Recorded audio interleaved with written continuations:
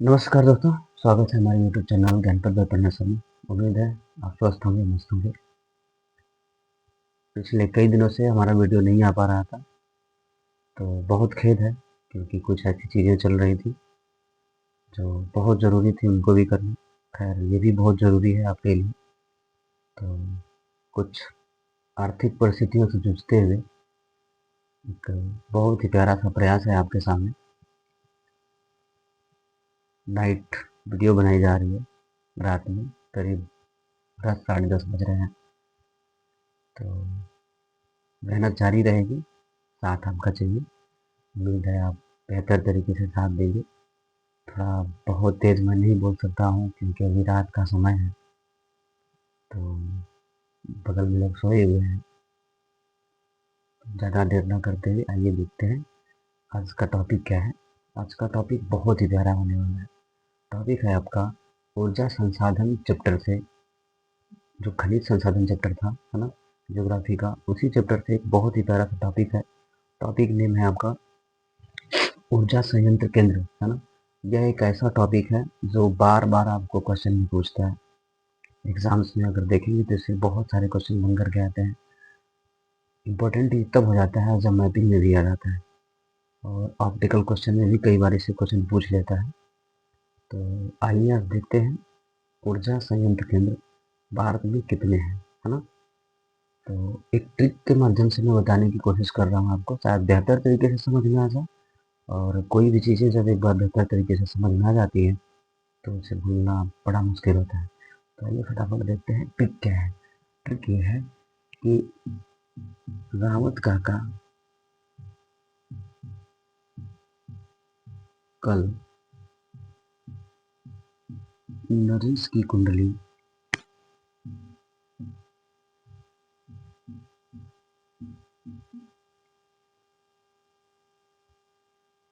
तारा से मिलाएंगे। किससे मिलाएंगे? तारा से मिलाएंगे।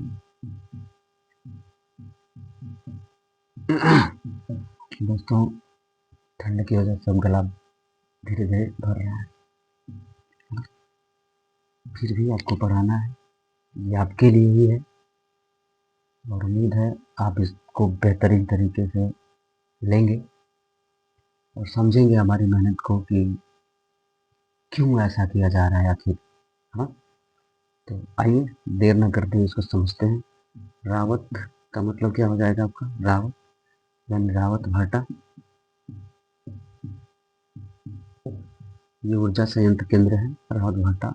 कहाँ है ये? तो ये है राजस्थान में। काका काकरपारा, ये कहाँ है? ये है आपका गुजरात में। ये किस स्टेट में बता दे रहा हूँ ताकि कई बार पूछता है कि ये किस स्टेट में है। ठीक है, तो वो भी आपका हो जाएगा। उसके बाद कल, कल यानी कलपक्कम।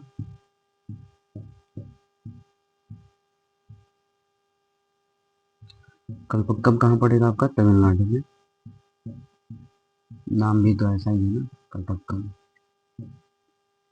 कल हो गया। अब है नरेश। क्या है? नरेश। नरेश से हो जाएगा नरौरा। नरौरा कहाँ है? बुलंदशहर के पास है। और ये नरौरा कहाँ पड़ता है? उत्तर प्रदेश में पड़ता है। कहाँ पड़ता है? उत्तर प्रदेश में। धीरे धीरे बोल रहा हूँ, कमेंट करके बताइएगा कि क्या ये आवाज़ समझ में आ रही है। नहीं आएगी तो थोड़ा तेज बोलने का प्रयास किया जाएगा। वैसे ही आप तो जानते ही कितना धीरे मैं बोल लेता हूँ, है ना। खुद की तारीफ खुद करनी पड़ रही है, वो भी रात को 10:30 बजे, है ना। दिन में कोई सुनता नहीं है, इसलिए रात को ही चालू है। ठीक है, आगे देख लेते हैं। नरेश नरोरा उत्तर प्रदेश हो गया।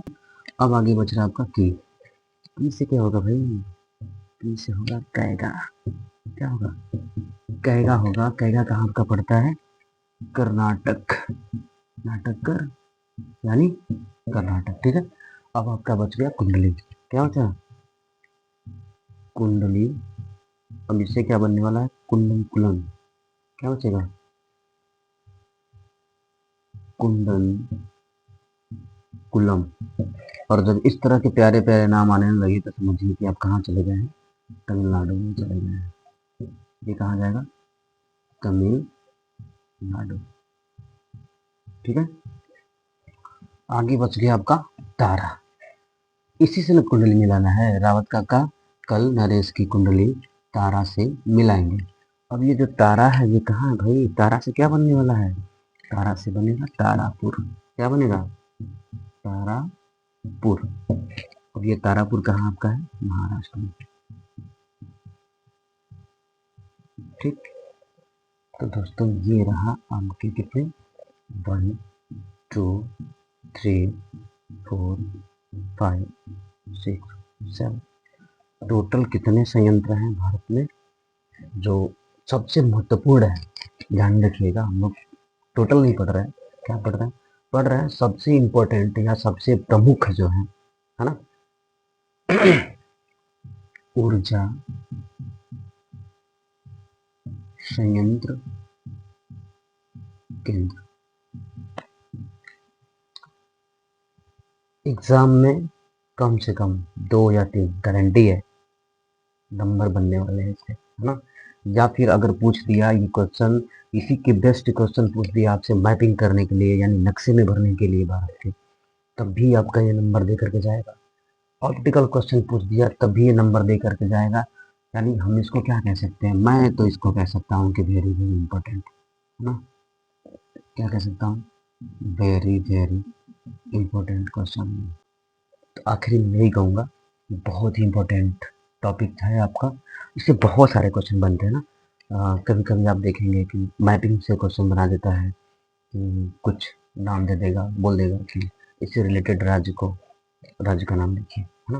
यानी काकर पावरा हो गया, कपक्कम हो गया, नरौरा हो गया, कहेगा हो गया, ऐसे किसी का नाम दे देगा और कहेगा कि स्टेट वाइज इसको नाम लिखिए।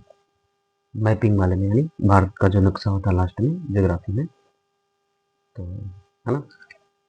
अब देख रहे हैं ये बहुत इंपॉर्टेंट है, ठीक है। तो उम्मीद है कि आपको ये समझ में आ गया होगा। ये देखिए, कोई भी ट्रिक जहाँ तक मुझे समझ में आती है, कोई भी ट्रिक तभी काम करती है जब आपको रियल चीज़ें याद रहती हैं, है ना। जो बेसिक चीज़ें हैं अगर ये याद रहेंगी तभी ये ट्रिक काम करने वाली है। जब तक ये याद नहीं रहेगा तब तक ये ट्रिक भी नहीं काम करेगी, मैं दावे के साथ कह सकता हूँ, है ना।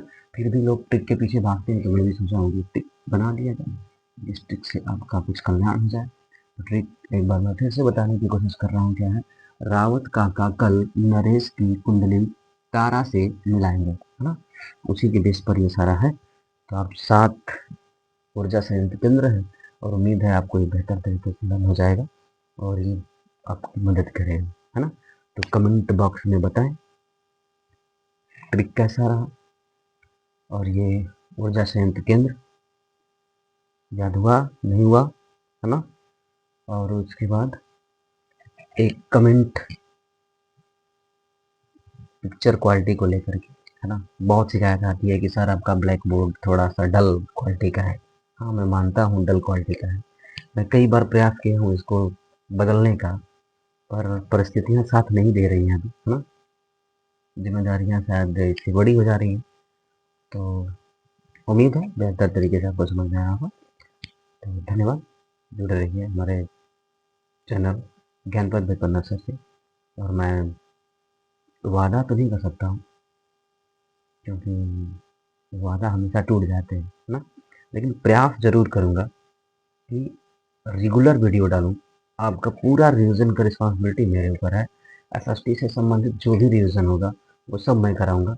अभी थोड़ी ख्याल में और प्रॉब्लम है लाइट को लेकर के, ये चीज़ें अगर सही हो जाती हैं तो मैं जियोग्राफी, हिस्ट्री, इकोनॉमिक्स, पॉलिटिक्स सबका फर्स्ट चैप्टर से लेकर के लास्ट तक जो भी चैप्टर इंपॉर्टेंट होने वाले हैं सबका मैं रिवीजन क्वेश्चन लेकर के आऊँगा, है ना। क्योंकि थ्योरी पढ़ाने के लिए तो पर्याप्त समय हमारे पास नहीं है, लेकिन मैं कोशिश करूँगा कि क्वेश्चन के माध्यम से ऐसे क्वेश्चन जो पिछले ईयर्स आए हैं उन क्वेश्चन को मैं रिवीजन करा सकूँ, है ना। तो एक बार फिर से उम्मीद है आपको ये वीडियो पसंद में आएगी, है ना। कमेंट करके ज़रूर बताएं कैसा रहा, आपके कमेंट की प्रतीक्षा है। Thank you.